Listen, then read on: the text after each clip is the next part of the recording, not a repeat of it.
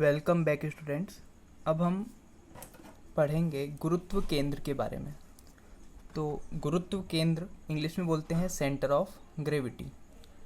अब centre of gravity से पहले जो हम एक शब्द पढ़ चुके हैं वो होता है केंद्रक। केंद्रक को हम इंग्लिश में बोलते हैं सेंट्रॉइड। ठीक है, तो ये जो केंद्रक होता है ये क्या होता है, पहले हम इसको समझते हैं, फिर हम गुरुत्व केंद्र की बात करेंगे। जैसे जैसे हम समतल आकृतियों के बारे में जानते हैं, समतल आकृतियाँ मतलब जब दो दिशाएं हो जाती हैं तब वो एक तल का निर्माण करती हैं। एक दिशा कौन सी है, मान लीजिए एक्स दिशा है, और दूसरी दिशा कौन सी है, वाई। ये दोनों दिशाएं मिलकर क्या बनाती हैं, एक तल बनाती हैं। तल के बारे में हम और क्या समझ सकते हैं कि एक जो बॉक्स होता है, चाहे वो माचिस की डिब्बी हो या कोई सामान रखने का कार्टून बॉक्स आता हो, है ना, जैसे बहुत सारी चीज़ें इस प्रकार के बॉक्स में रहती हैं। तो इस प्रकार से हम किसी भी बॉक्स की एक समय पर 3 फलक देख पाते हैं। टोटल कितनी फलकें होती हैं, 6 फलकें होती हैं। जैसा कि हम ये एक माचिस का डिब्बा देख रहे हैं, इसमें कितनी फलकें होंगी, 1, 2, 3 और 4। ये 4 फलकें और साथ ही साथ 5वीं और 6वीं। तो इस प्रकार से इसकी 6 फलक होती हैं। ये एक घनाभ की आकृति है। कौन सी, घनाभ। तो ये घनाभ में क्या क्या है, 3 डायमेंशन है। आप ध्यान से देखेंगे तो एक डायमेंशन x दिशा में, एक डायमेंशन y दिशा में, एक डायमेंशन z दिशा में। तो ये क्या हो गया, 3 डायमेंशनल। ठीक है, तो ये इसमें जो फलकें हैं, प्रत्येक फलक एक समतल को दिखाती है। ठीक है, ये भी एक समतल है, ये भी एक समतल है, ये भी एक समतल। तो सभी 6 समतल मिलकर एक ठोस आकृति बनाते हैं। इस ठोस आकृति का क्या होता है, गुरुत्व केंद्र। लेकिन यदि एक समतल आकृति की बात करें, मान लें कि ये एक समतल आकृति है, तो इस समतल आकृति का नाम क्या है, आयत। आयत में क्या होती हैं, दो समानांतर भुजाएं होती हैं जो कि बराबर होती हैं। प्रत्येक कोण 90 डिग्री का होता है। ठीक है, तो हम शुरुआत करते हैं सबसे पहले आयत से। ठीक है, आयत कैसा होता है, जिसके चारों कोण 90 डिग्री के होते हैं। ठीक है, 90 डिग्री राइट एंगल, और इसकी आमने सामने की भुजाएं बराबर होती हैं। ये भुजा इसके बराबर, मान लीजिए ए बी है तो ये सी डी के बराबर हो जाएगी, और सी ए जो है डी बी के बराबर हो जाएगी। तो ये है आयत।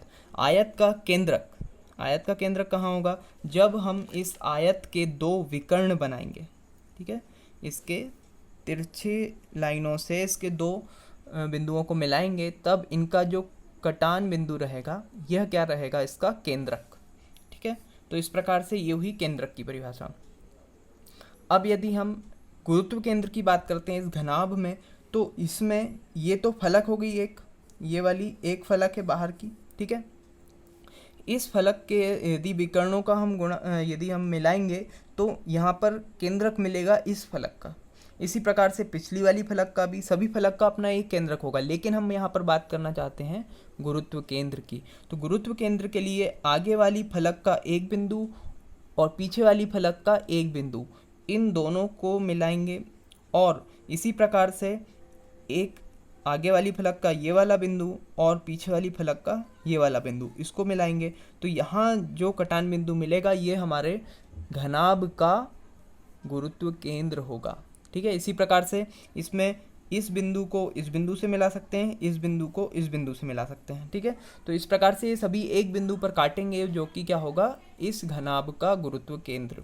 ठीक है, अब अंतर क्या होता है गुरुत्व केंद्र और केंद्रक में। तो सबसे पहले तो केंद्रक जो होता है वो समतल आकृति के लिए होता है। हम यहाँ पर लिख लेते हैं केंद्रक यानी सेंट्रॉइड, और यहाँ पर लिख लेते हैं सेंटर ऑफ ग्रेविटी या सीजी। तो पहला अंतर क्या हो जाएगा कि सेंट्रॉइड या केंद्रक जो होता है वो समतल आकृति के लिए होता है, और समतल आकृति के लिए होता है, और जो सेंटर ऑफ ग्रेविटी है वो होता है ठोस या 3 डायमेंशनल एक वस्तु, कोई भी वस्तु होगी उसके लिए होता है। ठीक है, अब सेंट्रॉइड में और दूसरी चीज़ क्या होती है, जो सेंट्रॉइड होता है उसमें समतल होता है। समतल आकृति में सेंट्रॉइड होता है। और समतल आकृति की यदि हम बात करते हैं तो उसमें ना तो आयतन होता है और ना ही द्रव्यमान होता है। आयतन और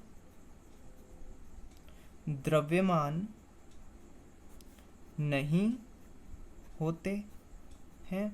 और यहाँ पर सेंटर ऑफ ग्रेविटी में आयतन वॉल्यूम और द्रव्यमान मास दोनों होते हैं। ठीक है, तो इस प्रकार से ये दूसरा अंतर हो गया कि आयतन और द्रव्यमान सेंट्रॉइड या केंद्रक में नहीं होते हैं, जबकि सेंटर ऑफ ग्रेविटी वाली वस्तु में वॉल्यूम और मास, आयतन और द्रव्यमान दोनों होते हैं। इसके अलावा अब आकृतियाँ कौन कौन सी होती हैं, जैसा कि हमने सेंट्रॉइड के लिए, केंद्रक के लिए पहली आकृति कौन सी ली थी, आयत, रेक्टेंगल। इसके अलावा क्या हो सकती है, वर्ग हो सकता है, स्क्वायर, ट्राइंगल हो सकता है, त्रिभुज। और क्या हो सकता है, त्रिभुज के अलावा एक वृत्त हो सकता है। ठीक है, वृत्त के अलावा और क्या हो सकता है, आयत भी एक चतुर्भुज है, वर्ग भी एक चतुर्भुज है। ठीक है, तो इस प्रकार से ये इतनी आकृतियाँ, ये सभी ये सभी क्या हैं, सेंट्रॉइड वाली आकृतियाँ हैं। और सेंटर ऑफ ग्रेविटी या गुरुत्व केंद्र वाली आकृतियों में सबसे पहले क्या लिखेंगे हम, एक घनाभ, और क्या होता है, सिलेंडर, या उसको हम क्या कहते हैं, बेलन, और क्या हो सकता है, शंकु। ठीक है, तो इस प्रकार से ये सभी आकृतियाँ क्या हैं, सेंटर ऑफ ग्रेविटी के लिए। ठीक है, इनमें हमें सेंटर ऑफ ग्रेविटी मिलेगा और इनमें हमें क्या मिलेगा, केंद्रक मिलेगा। अब गुरुत्व केंद्र जो होता है उसमें हम यहाँ पर आते हैं। गुरुत्व केंद्र के लिए ये आकृतियाँ जब हमने बताई हैं उन सबको पहले बना लेते हैं। आयत के अलावा क्या बनाया, वर्ग। वर्ग और आयत में सिर्फ इतना अंतर होता है कि वर्ग की चारों भुजाएं बराबर होती हैं, जबकि आयत में आमने सामने की भुजाएं बराबर होती हैं। तो ये हो गया हमारा वर्ग।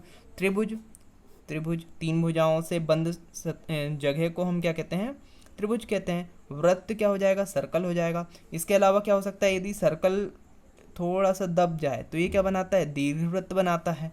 और क्या क्या होते हैं, हमने कई सारे कोनिक सेक्शंस पढ़े हैं इंजीनियरिंग ड्राइंग में, जैसे कि स्पाइरल होता है।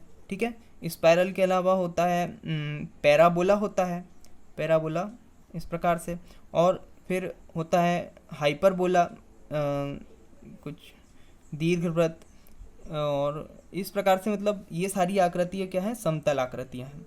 ठीक है, और ठोस आकृतियों में कौन कौन सी, हमने बेलन की बात की, तो बेलन किस प्रकार से होता है, इस प्रकार से, ये हो गया बेलन, है ना। जैसे कोई पाइप का टुकड़ा होता है तो वो भी क्या होता है, एक बेलन के प्रकार का होता है, लेकिन उसमें पाइप के टुकड़े के अंदर खोखला होता है, लेकिन ये कैसा रहेगा, ठोस। जैसे रॉड को काट देंगे तो वो क्या बन जाएगा, ये बन जाएगा बेलन। और क्या होता है, शंकु, शंकु इस प्रकार से।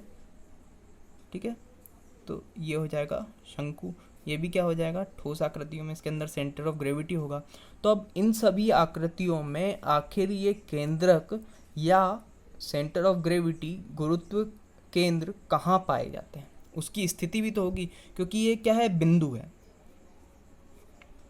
अब ये बिंदु या पॉइंट, हम सभी जानते हैं कि बिंदु क्या होता है, लेकिन यदि हमें कह दिया जाए कि आप बिंदु को परिभाषित कीजिए कि आखिर बिंदु क्या होता है, तो बिंदु में हम सब जानते हैं कि बिंदु का ना तो आयतन होता है, ना मास होता है, और ना ही क्षेत्रफल होता है ना। आयतन भी शून्य मान लेते हैं, नगण्य मान लेते हैं, बिंदु का क्षेत्रफल भी नगण्य मान लेते हैं। वो कोई रेखा भी नहीं होती है, उसकी रेखा की लंबाई भी शून्य होती है बिंदु के लिए। तो इस प्रकार से एक डायमेंशनलेस पोजीशन,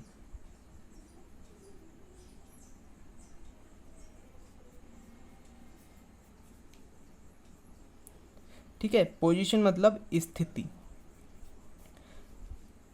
बिंदु वह वस्तु है जो हमें किसी जगह पर स्थिति का ज्ञान कराती है। इसकी कोई भी डायमेंशन नहीं होती है, ना एक्स होती है, ना वाई होती है, ना जेड होती है, ना तो उसकी लंबाई होगी, ना क्षेत्रफल होगा, ना आयतन होगा। ठीक है, इसका यदि इसे हम बिंदु या पार्टिकल मान लेते हैं, जैसे पार्टिकल की बात करते हैं, कई बार रिजिड सॉलिड मैकेनिक्स में हम पार्टिकल की बात करते हैं, अब पार्टिकल को हिंदी में बोलते हैं कण। ठीक है, तो ये जो कण होता है, कण या पार्टिकल, ये भी मास नहीं होता है इसका। ठीक है, हम किसी भी वस्तु को पार्टिकल या कण मान लेते हैं। मान लीजिए कोई एरोप्लेन है, तो एरोप्लेन इधर से उधर तक जाता है। ठीक है, तो एरोप्लेन काफ़ी दूरी तय करके एक जगह से दूसरी जगह पर पहुंचता है। ठीक है, तो इस प्रकार से मान लीजिए वो दिल्ली से मुंबई तक जा रहा है, तो दिल्ली से मुंबई तक की दूरी कितनी होगी, लगभग 1000 किलोमीटर मान लेते हैं। और एरोप्लेन की लंबाई कितनी होती है, लगभग अधिक से अधिक कितनी होगी, 50 मीटर। ठीक है, अधिक से अधिक 50 मीटर होगी। 50 मीटर भी बहुत ज़्यादा हो गया, 150 फीट, हाँ ठीक है चलिए 50 मीटर। तो ये 50 मीटर को यदि किलोमीटर में बदलेंगे तो क्या हो जाएगा, 0 पॉइंट, इसमें 1000 का भाग दे देंगे तो 0.05। तो इस प्रकार से इसमें और इसमें बहुत ज़्यादा अंतर है। तो इस कंडीशन में यदि हम इसको दिल्ली और इसको मुंबई मान लेते हैं, इन दोनों बिंदुओं को, तो यहाँ जो एरोप्लेन होगा वो एक बिंदु मात्र रह जाएगा। ठीक है, एक समय पर यहाँ होगा, एक समय पर यहाँ होगा ये, और इस प्रकार से बिंदुओं को मिलाने पर क्या बन जाता है, बिंदु पथ बन जाता है। तो इस प्रकार से ये इसका कॉन्सेप्ट होता है बिंदु का, कण का। ठीक है, तो ये हम मानते हैं, एक्चुअल में वो वस्तु नहीं है, लेकिन उसमें क्या है कि मान लीजिए ये बिंदु है, एरोप्लेन पर कोई ये बिंदु है, तो एक समय पर ये बिंदु जितना आगे जाएगा उतने ही समय पर इसके पीछे वाला बिंदु भी यहाँ पर आएगा।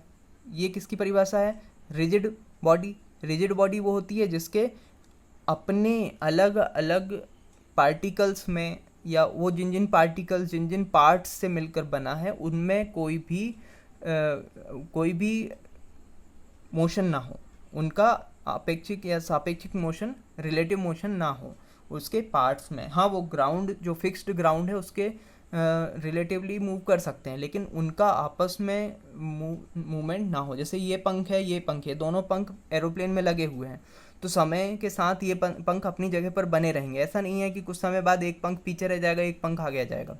ठीक है, तो इस प्रकार से इनके बीच की जो दूरी है वो एक समान बनी रहती है। ठीक है, तो ये हो गई दृढ़ पिंड या रिजिड बॉडी। तो इस प्रकार से जब भी हम कोई अध्ययन करते हैं, खासकर विज्ञान में, फिजिक्स में, भौतिकी में, तो यहाँ पर ये छोटी छोटी चीज़ें, ये जो बातें हैं, ये इनको हमें ध्यान रखना पड़ता है, तब हम जो पुस्तक में लिखा होता है उसे आसानी से समझ पाते हैं। ठीक है, तो यहाँ हम जो प्रश्न और जिन चीज़ों के बारे में पढ़ रहे हैं, ये बहुत ही इंपॉर्टेंट क्वेश्चन है। सन 2009, 11, सन 2012 और उसके आगे भी कई बार आया हुआ है। तो ये क्या है, गुरुत्व केंद्र और केंद्रक में अंतर। सेंट्रॉइड मतलब केंद्रक और सेंटर ऑफ ग्रेविटी मतलब गुरुत्व केंद्र। ठीक है, तो इस प्रकार से इन दोनों में जो अंतर है ये काफ़ी बार पूछा जाता है। अब इसमें हम एक डायग्राम बनाकर भी बता सकते हैं। ठीक है, यदि चौथा अंतर लिखना चाहें तो एक केंद्रक के लिए हम एक त्रिभुज बना सकते हैं। त्रिभुज में एक केंद्रक यहाँ पर हमने दिखा दिया, ये एक्स हो गया, ये वाई हो गया, इसको हम कहेंगे वाई बार और इसको कहेंगे एक्स बार। तो ये जो पॉइंट हो जाएगा ये हमारा केंद्रक हो जाएगा, एक्स बार कॉमा वाई बार। ये केंद्रक क्या होता है, एक बिंदु होता है जिसकी डायमेंशन हो गई एक्स बार कॉमा वाई बार। इसी प्रकार से यदि हम गुरुत्व केंद्र की बात करते हैं तो उसमें हम क्या कर लेते हैं, इसमें भी एक्स वाई और इसमें जेड डायरेक्शन भी रहेगी, लेकिन एक टाइम पर हम एक क्रॉस सेक्शन की बात करते हैं। तो मान लेते हैं कि यहाँ पर एक शंकु है।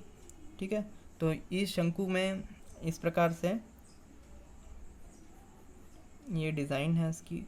ठीक है, तो यहाँ पर z डायरेक्शन भी बता देते हैं। तो इस प्रकार से यहाँ पर ये हो जाएगी x बार, y बार और z बार।